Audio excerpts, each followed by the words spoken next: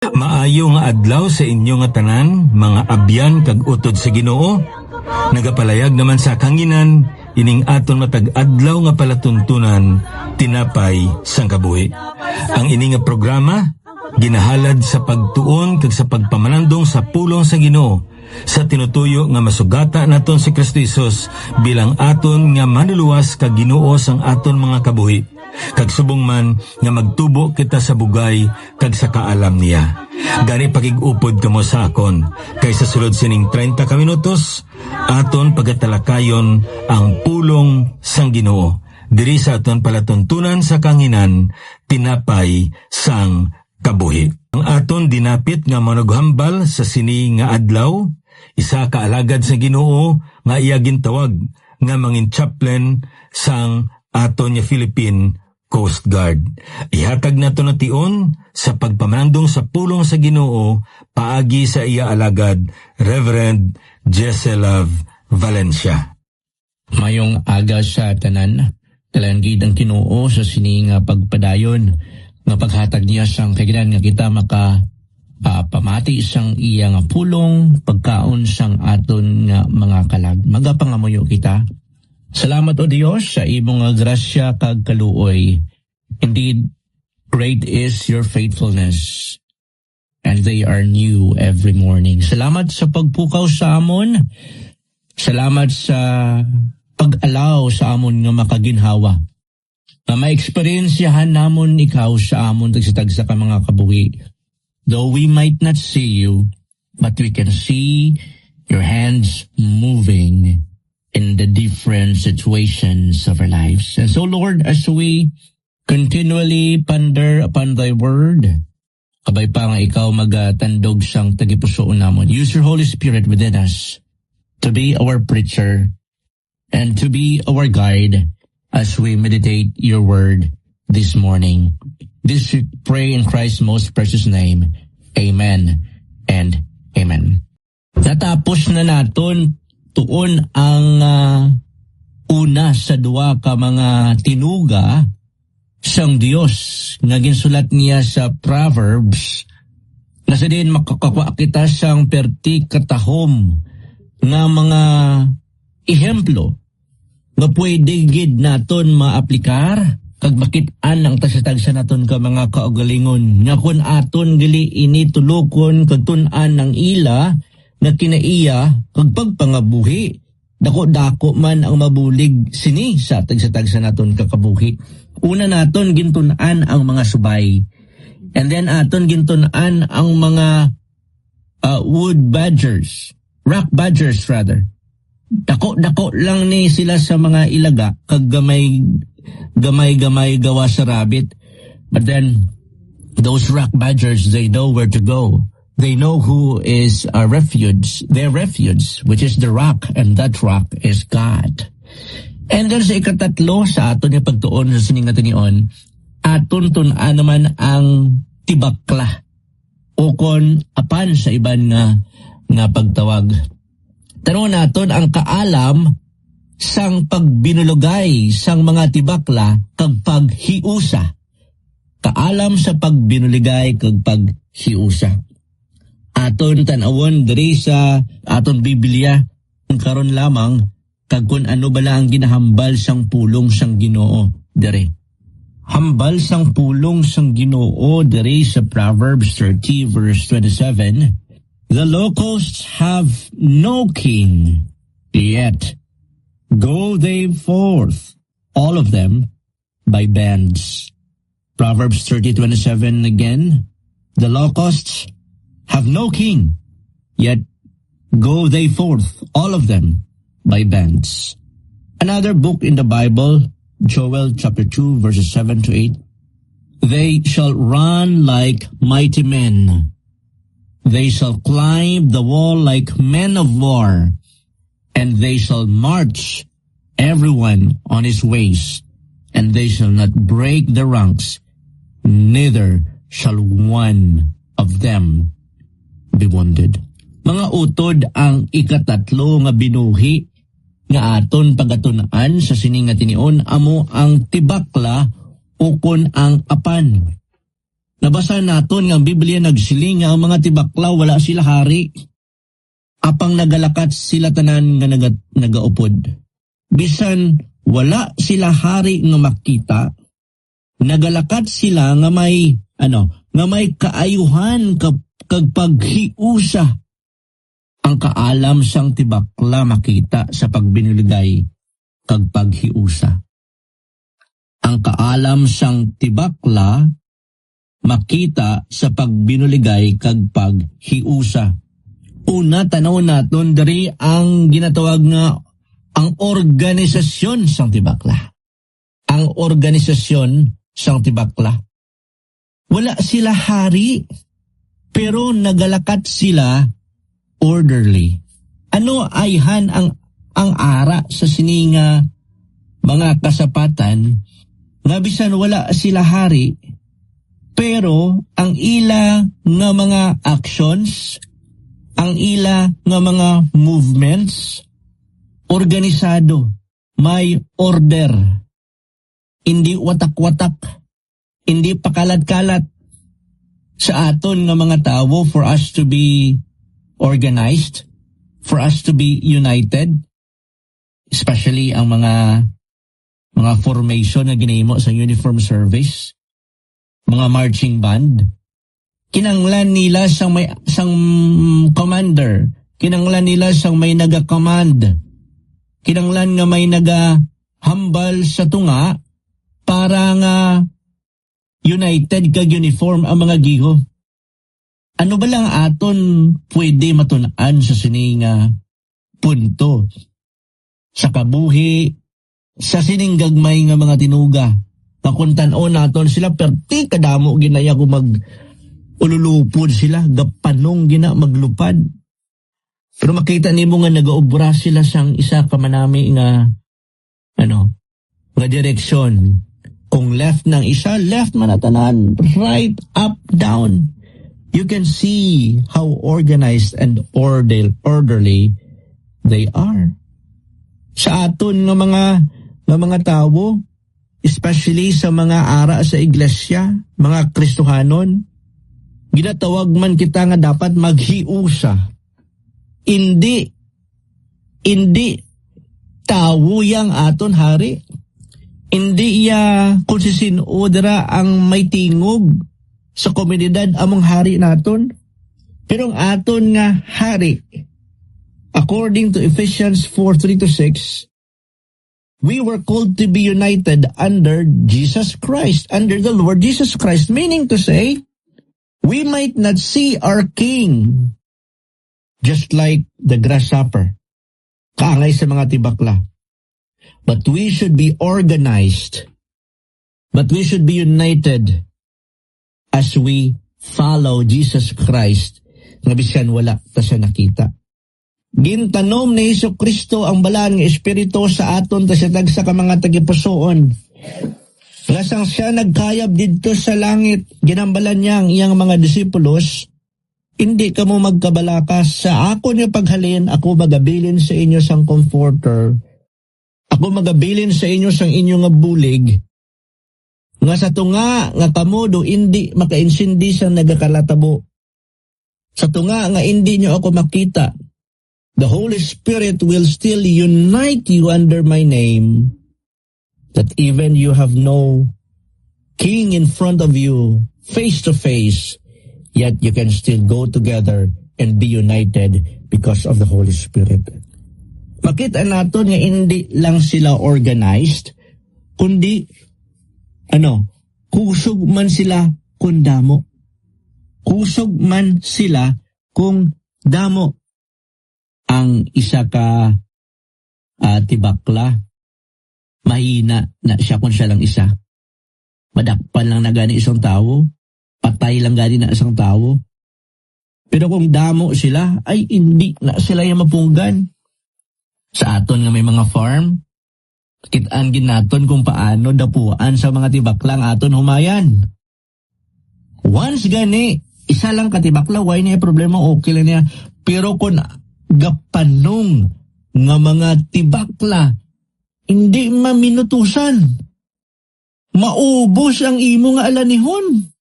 ang paghiusa, grabe ang epekto. Again, ang mga tibakla mahina kung gaisahanon. Pero kung gahugpong sila, hindi mapunggan. Ano ba lang matabo sa aton komunidad during mga disasters kung makita nimo nga ang tanan nagabinuligay? Ano ba lang makita sa aton nga pamilya, mga utod, mga parintihanay nga sa tunga sa mga kapigaduhon, sa tunga sa mga kinawadon, nagabinuligay? Amo man ina dapat sa aton nga mga kauturan, especially the community of believers, upang maging mahapos ang buluhaton, upang maging mahapos ang mga ministries ng aton simbahan, upang maging mahapos ang pagpasangkad sa ginarian sang Ginoo. Dapat kita magabinuligay sa mga ministries kag mission in the same way with our family. Hindi lang obra ni nanay kag ni tatay ang mga trabaho sa balay, kundi dapat ang mga kabataan magpakigbahan kag magbuylog in the same way with our churches. Hindi lang na obra ni pastor kag ni ma'am. Each of us were given by God through the Holy Spirit spiritual gift. And this spiritual gift should be utilized to fulfill the Great Commission and to fulfill the ministries that God has installed for us. Amo na ang punto dara ang gusto ipahiwatig sa aton sang Ginoo. Kaya tatlo diri, hindi lamang nga ang makitaan naton ang organisasyon sang tibakla, ikaduwa ang kusog sang kadamo nga mga tibakla, kagang ikatatlo diri ang leksyon sang tibakla para sa iglesia. Ang leksyon sang tibakla para sa iglesia. Aton tandaan na ang paghiusa nagadugang sang impact. Ang paghiusa nagadugang sang impact. Kamusta bala ang aton nga pagsinalayo sa aton nga mga kasimbahanan? Every first Sunday, naga-partake kita sa aton nga Lord's Supper. Every Sunday, we go to church, nagapangamusta kita. From time to time, naga-messenger kita kag may mga ginistorya man kita nga mga kauturan. But what I'm trying to say is this. Naga-Lord's Supper kita kada Domingo, nagakadto man kita sa simbahan kada Domingo. Pero pamangkot, when we partake the Lord's Supper every first Sunday of the month, na-reconcile bala naton ang aton tagipusoon dara sa Ginoo, most especially kay may nabalaan kita kag we are sure enough nga may kauturan kita, mga abyan kita, may mga upod kita sa panimalay nga nagpartake lang kita sa Lord's Supper pero wala pa kita naka-reconcile sa ila. Nagpartake lang kita sa Lord's Supper pero wala man ta nag-reach out sini sa ila. Ang mga amo sini nga balatsyagon nga nabudlian kita magpaubos that lead us to close our doors for reconciliation. Inigali nagakwa sang himaya sang Ginoo sa aton nga mga kasimbahanan kay ang relasyon naton ginaguba sang yawa. Did you know nga ang pinakahapos na hikmuon sang yawa o kung sang kaaway naton para nga ang ministry sang buluhaton sang Dios kag ang pag-uswag pagpasangkad sa iyang ginharian, tagaan niya lang sang disunity ang isa ka simbahan, and then mahapusan na lang siya. Magguba sini kay waay naga hiliusa. Aton talupang doon nga importante sa isa ka simbahan ang paghiliusa. Kay kung hindi naton makitaan kag masapuan nga ang tagsatagsa sa simbahan nagahiliusa, most likely mamat-amat makitaan naton. Dason semana, dason Domingo, wala na ang isa. Kag ang isa wala naman. Until such time, jutay na lang ang nagakari sa simbahan. Today is the month of the year nga dapat hambal nila maghatag kita sang pagpalangga kagugma. Upod dira ang paghatag sang pagpatawad. Perti ka klaro mga utod sa Ginoo ang ginahambal sang Matthew 18. Ginatawag ini naton the principle of conflict management. Perti katahom sining conflict management nga ginsulat sang Ginoo sa iya nga inspired word. Kay kung hindi ini effective, waay ni diri gin-include sang Ginoo.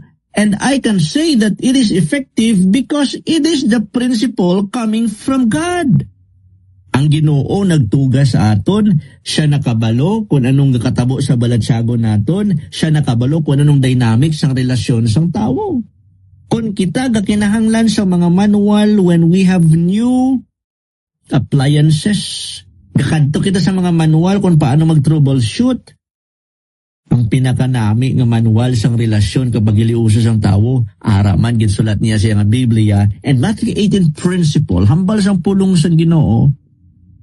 Kung may ara sang isa ka utod nimo sa Ginoo, abyan, pamilya, upod sa simbahan, na naka-offend sa imo, ang kalibutan maghambal, di bala kung,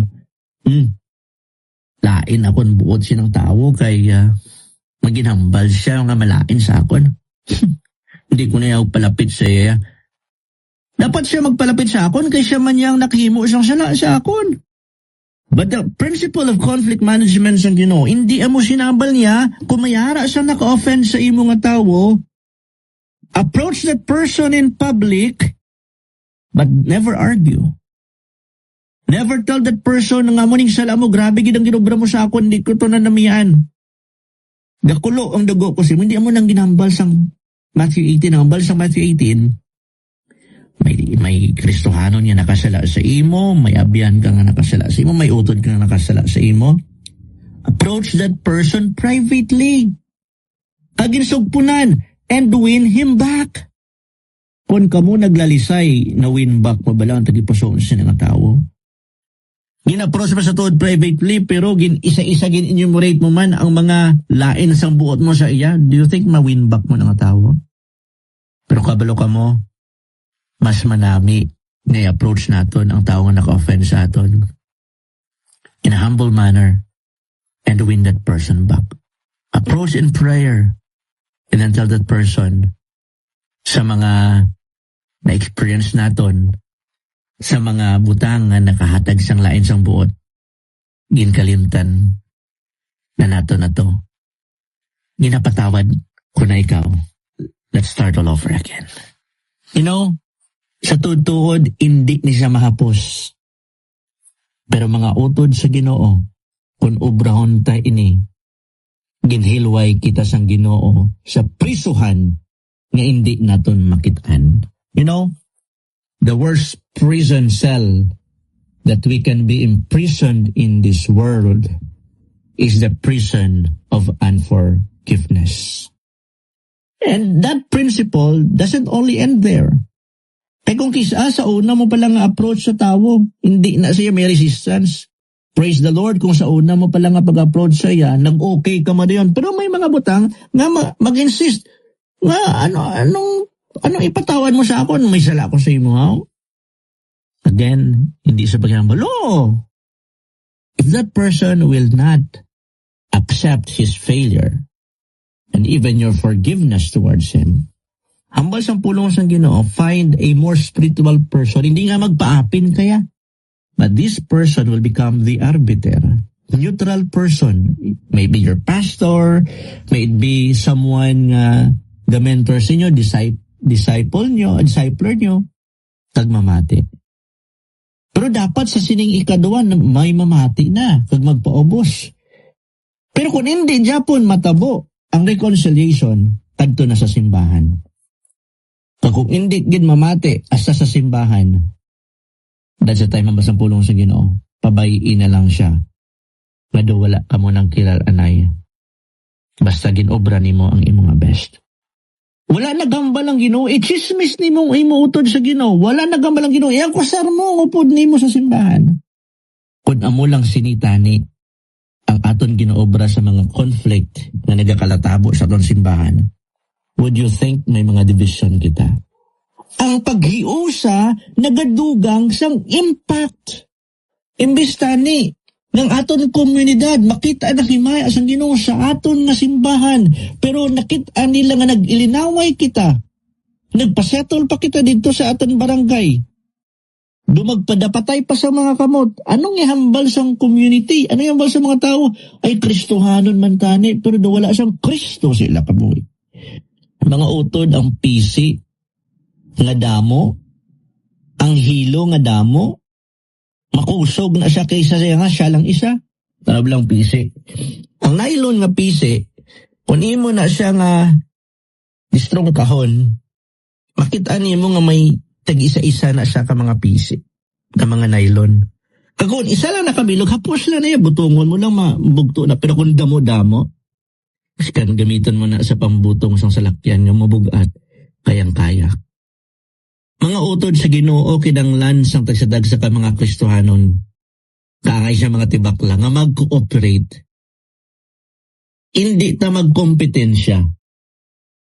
Hindi man kita mag-ilinaway. Magpinalangganay kita, especially this month of December. Not only this month of December, but throughout the year. Nakanta kita give love on Christmas Day. Pero sa likod sa katon ulo, kablo kita nga may mga nabulay kita magpatawad. Why don't we follow the leading of the Holy Spirit sa aton? Sino na bala ng mga tao? Mga utod ang tibakla nagatudlo nga ang kaalam makita sa paghiusa kag pagbinuligay. Kaya ang iglesia na nagahiusa hindi ni mapunggan. Sa aton nga pagtakop, may pamangkot lang ako sa inyong nga dapat naton sabton. Paano naton mapalig-on ang paghiusa sa iglesia o organisasyon? Kadawa, ano ang nagapugong sa pagbinuligay sa mga tumulo? Maikatatlo dari, paano ang teamwork nagapakita sang disenyo sang Dios para sa iya katawan? Tatlo kabutang nga nakitaan naton nga kamatuoran sa mga tibakla. Una, grabe, may organisasyon ang tibakla. Ang kusog sang kadamo, kagak ang leksyon sang tibakla para sa aton iglesia. Ginoo, buligi kami nga manging isa sa espiritu. Mag-isa kami sa pagtuo. Mag-isa sa pagbinuligay para sa imo nga ginharian kung sa pagpasangkad sini. Pasensya, patawara kami. Kaya may mga tinion na hindi na makitaan ang unity sa amo. Sorry Lord, we failed you. But we pray by the power of your Holy Spirit that we can start all over again. This we ask and pray in Christ's most precious name. Amen and amen.